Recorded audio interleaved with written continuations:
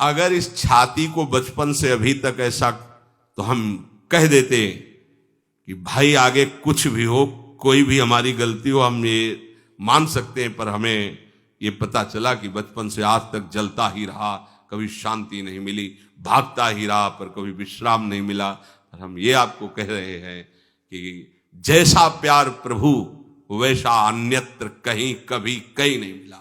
और प्रभु के प्यार का मूर्तिमान स्वरूप हमारी प्यारी जू, निहाल कर दिया प्रभु ने प्यारी जू के चरणों का आश्रय और उनका परिचय देकर। पूछो बस, यहां वाणी मौन हो जाती है, प्यारी जू तो प्यारी जू। और हम ही नहीं, आप सब महाभाग्यशाली है। वृंदावन आए, राधा किशोरी जी के घर में आए और उनकी चर्चा सुन रहे हैं, उनके सिद्धांत सुन रहे हैं। कहीं ना कहीं आपके अंदर उनकी तरफ बढ़ने की इच्छा भी है, ये बहुत बड़ी बात है। बस इस इच्छा को, इस आशा को इतना बढ़ा लो कि कोई इच्छा न रह जाए, कोई आशा न रह जाए। हर समय निरंतर नाम जप करते रहो। तुलसीदास हरिनाम सुधा तज, भगवान नाम तज कर विष मांगते हो। सूकर श्वान श्रगाल सरिस जन, जनमत जगत जननी दुख लागी। ए काहे को ऐसी गालियां सुनोगे, ये गालियां है। ये सुअर कुत्ता की तरह जीवन व्यतीत करते हो। धिक्कार तुम्हारी मां को जो तुम्हारे जैसा पुत्र जन्मा। अपनी इंद्री की पुष्टता के लिए दूसरों को मार देते हो, चाहे रसेंद्री चाहे जनेंद्री। इंद्रियों की पुष्टता के लिए जानवर जैसा बर्ताव करते हो। कैसा तुम्हारा जीवन है। केवल एक क्षण के सुख के लिए दूसरे को जला दिया, काट दिया, मार दिया। चाहे रसेंद्री का सुख चाहे जनेंद्री का सुख, एक क्षण के सुख के लिए उसका गला काट दिया, उसको रांध के खा रहे हो, उसके साथ भोग किया, उसको काट के फेंक रहे हो, उसको जला रहे हो। क्या तुमसे तो अच्छा सुअर कुत्ता है कि वो अपनी योनि के अनुसार बर्ताव कर रहा है। तुम मनुष्य योनि होकर ऐसे गंदे काम करते हो। सुधर जाओ। आत्मदेव नाम के एक ब्राह्मण थे, सब कुछ समृद्धि थी, संतान थी नहीं, बड़े दुखी गृहस्थी में। हमारा कुल चलाने वाला होना चाहिए, बड़ा भ्रम बैठा हुआ है। हमारा कुल चलाने वाला नहीं, तो सब बेकार, जीवन ही बेकार हो गया। बिना गुरु के यदि शास्त्र पढ़ोगे ना तो भ्रमित हो जाओगे। स्पष्ट लिखा, पुत नाम के नरक की उसको प्राप्ति होती जिसके संतान नहीं होती। अब तो गृहस्थ में बेचारा पड़े परेशान। उन्होंने सोचा इससे अच्छा है आत्महत्या कर लें। बहुत संतों के पास जाकर के यज्ञ करके सब अपनी कामनाओं की पूर्ति चाहते, दान पुण्य दे करके। उसने भी जितना उपाय हुआ किया, नहीं हुई संतान। मरने के लिए वो जंगल में, उधर से एक सन्यासी जी आ रहे थे। देखा साधु तो ब्राह्मण तो थे, उठे प्रणाम किया। देखा उनको उदास क्यों हो। उनका महाराज उदास ही नहीं, मैं तो आत्महत्या करने आया हूं यहां जंगल में। अरे ये तो महापाप है, आत्महत्या तो बड़ी दुर्गति का कारण है। बोले महाराज अगर आप बचाना चाहते हो तो आप कृपा करो। क्या क्या चाहते हो। बोले हमारे पास सब कुछ है, बेटा नहीं, बेटा नहीं दोगे तो हमारा जीवन बेकार। तो उन्होंने अंतर्दृष्टि से देखा और कहा 7 जन्म तक तेरे पुत्र नहीं भाग्य में तेरे लिखा है। तो उसने कहा फिर तो अभी मरते हैं, आत्महत्या करते, हम 7 दिन, 7 जन्म के बाद हम 7 दिन नहीं जिएंगे, हमें पुत्र चाहिए। संत का दयालु। देखो जिनके पास तपस्या और भजन का धन होता है, जब भगवान अधीन है तो कुछ भी कर सकते हो, कुछ भी कर सकते हैं। प्रारब्ध मिटाना कोई बड़ी बात नहीं। प्रारब्ध जानते कोई देवता थोड़ी है, तुम्हारा पीछे का किया हुआ कर्म है। और इधर जोर का भजन है, भजन के प्रभाव से कर्म को नष्ट करने में देर थोड़ी लगती है। ये तो अच्छे शुभ कर्म करो तो तुम्हारा प्रारब्ध बदल जाएगा। भजन का प्रयोग प्रारब्ध बदलने के लिए थोड़ी है। पर वो ऐसा हट किए तो उनका देखो, हट करने से लाभ नहीं मिलता है। उनका हमें उपदेश नहीं, हमें पुत्र चाहिए। अगर आप भगवत प्रेरित होकर यहां आए हो तो आप हमें। तो उन्होंने तपस्या के बल से फल की रचना की और कहा जाओ अपनी पत्नी को ये फल पवा दो और इससे निश्चित पुत्र होगा। बहुत प्रसन्न, अब कामना पूर्ण थी तो देख लो प्रभाव, देखो कामना का। प्रसन्न हुए आए। धुंधुली नाम था उनकी पत्नी, नाम भी बहुत बढ़िया था, धुंधुली। वो कहा कि देखो ये फल खा लो, तुम्हारी संतान हो जाएगी। बहुत मीठी बात बोलती थी, मृदुभाषी, कपट हृदय। अलग अलग क्षेत्र होता है, हृदय कपट और मुख में मीठी बात, बहुत संभल के व्यवहार करना चाहिए ऐसे लोगों से। मधुरिया बानी मीठी, क्या मृदु भाषा, नहीं प्रीतम आप चिंता मत करो। फल ऐसे थोड़ी खाया जाता है, नहा धो के पवित्र होके फिर। हाँ उनका ये बात, तो आप अपने काम में लगो, हम पा लेंगे ऐसा। अब आपको विश्वास है ना? बोले विश्वास तो है, इसमें क्या विश्वास, आप भी तो चाहती ना पुत्र हो। बोले हाँ। वो जो ही गए सो अपनी बहन को बुलाया और कहा सुनो, अभी तो हम 4-5 रोटी कढ़ी चावल सब पा लेते हैं, पूड़ी खीर पुआ, गर्भ रहेगा तो पेट तो उसी से भरा रहेगा, तो हमारा भोजन रुक जाएगा। बोले हाँ ये तो बात है, जब पेट बढ़ेगा अगर घर में आग लग गई तो फिर हम भाग नहीं पाएंगे, तो हम जल जाएंगे। ये निगेटिव सोच वाले लेते।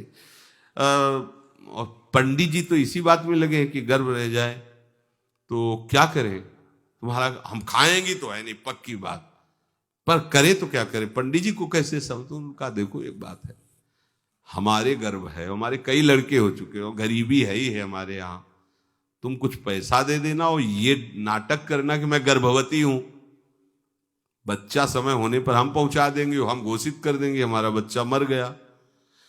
तो पंडित जी को तुम नाटक में बताते रहना कि गर्भ है, बच्चा हो जाए, पंडित जी कह देना बच्चा हो गया है, तो बोले दूध पिलाने की समस्या आएगी। तो बोले ये तुम कह देना कि पहला पहला बच्चा है, हमारे वक्षा स्थल में दूध नहीं, हमारी बहन का था तो मर गया बच्चा, तो उनको बुला लेती तो बात बन जाएगी, बढ़िया बात हो गई। परीक्षा के लिए फल गाय को खवा दो, गाय को खवाया, ठीक समय पर गोकर्ण जी प्रकट हुए, दिव्य तेजोमय बालक, कान केवल वो गाय के, बड़े ही विद्वान और भगवत भक्त संत के द्वारा। कहा था 7 जन्म तुम्हारे भाग्य में, बच्चा नहीं तो नहीं है, देखा गाय के हो गोकर्ण जी प्रकट हुए। उधर उनके जो बच्चा पैदा हुआ वैसे ही नाटक के द्वारा पहुंचा दिया गया, वैसे ही पूरा जैसा पहले पक्का हुआ। अब उसने कहा कि हमारे तो स्तनों में दूध नहीं, हम अपनी बहन को बुला लें, उनका बच्चा मर गया। हाँ हाँ हमारा बच्चा स्वस्थ होना, आप बुला लो, उसको हम धन भी देंगे, वो हमारे बच्चे की सेवा कर। अपने नाम से जोड़ करके उसका नाम रखा धुंधकारी, धुंधुली और धुंधकारी, अज्ञान का साक्षात स्वरूप। और जैसे ही वो अवस्था बढ़ती गई तो उसके पापाचरण बढ़ना शुरू हुए।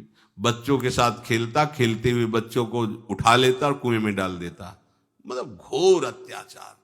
गोकर्ण जी हर समय भजन साधन शास्त्र स्वाध्याय। जब और बड़ा हुआ तो माता जी को अपने डंडों से रोज पूजन करता, पिताजी को गाली लात थप्पड़। पिताजी तो रो पड़े, गोकर्ण जी से कहा कि बेटा हमारी गाय से प्रकट हुए पर भरोसा आप ही का है, बचा सकते हो। तो बोले पिताजी जाओ यहां से, भाग जाओ यहां से, एकांत जंगल में जाकर भगवान श्री हरि का भजन करो। उन्होंने 2 श्लोकों में उपदेश किया। दूसरा श्लोक ये, धर्मम भजस्व सततम त्यज लोक धर्मान, सेवन सदा साधु पुरुषं जहि काम तृष्णाम, अन्यस्य गुण दोष चिंतन मास मुक्त्वा, सेवा कथा रस मोहो नितराम पिबत्वम। हे पिताजी, अब तुम लोक धर्म का त्याग करके भागवत धर्म को स्वीकार करो, एकांत में जाकर साधु महापुरुषों के संग से उनके उपदिष्ट उपदेश के अनुसार आचरण करो, प्रभु की लीला कथा सुनो, ना कोई कामना ना कोई तृष्णा, किसी के गुण दोष का वर्णन मत करना, और सदैव भगवत सेवा भावना में रहना, इसी जन्म में तुम्हें भगवत प्राप्त। वो तो उधर गए, इतनी पिटाई की उसने मां की, मां कुएं में गिरकर आत्महत्या कर ली। फिर तो मनमानी आचरण, कुछ वैश्याओं को रखा और चोरी करके लाया। वैश्याओं ने सोचा किसी दिन पकड़ा जाएगा ये और हम, तो उसके हाथ पैर बांध दिए, चारपाई में ला के मुख में अंगार डाल, वो मरा भयानक प्रेत। कामना ने क्या किया, सर्वनाश। किसी को हरि विमुख होकर कभी सुख मिल सकता है? आप संतों के पास जाइए, अपनी कामना रखिए। हम ये नहीं कहते कि कामना तुम त्याग पाओगे, कामना रखिए, भगवान के पास जाइए, अपनी कामना रखिए, क्योंकि आप कामना से युक्त हैं। पर छूट इतनी दे दीजिए कि जिसमें हमारा मंगल हो वो करना। जैसे नारद जी भगवान से अपनी कामना रखते हैं कि हमारा ब्याह करवा दीजिए, और बाद में एक छूट दे देते हैं कि जेहि विधि होए नाथ हित मोरा। तो हरि को अच्छा लगेगा गुरुजनों को अच्छा लगेगा कि इस कामना से इसका कोई जीवन बाधित नहीं होगा, वो पूर्ण भी कर देंगे। और अगर लगा कि इसका पतन हो जाएगा तो आप रोते रोते भी कामना की पूर्ति नहीं करेंगे। उत्तम बात तो ये है कि कामना हरि की प्राप्ति की करो, वो सर्व सुख स्वरूप है। किसी का अन्य आश्रय अन्य बल ना लेते हुए अपने श्यामा श्याम के चरणों का आश्रय लेकर निरंतर भजन करो तो ये अनुभव हो जाएगा कि सुख किसे कहते हैं। अभी तुम्हें परिचय ही नहीं मिला, सुख किसे कहते हैं। सुख सच्चिदानंद है, सुख एक रस है, सुख अविनाशी है। वो सुख सदैव बढ़ता रहता है, घटता कभी नहीं।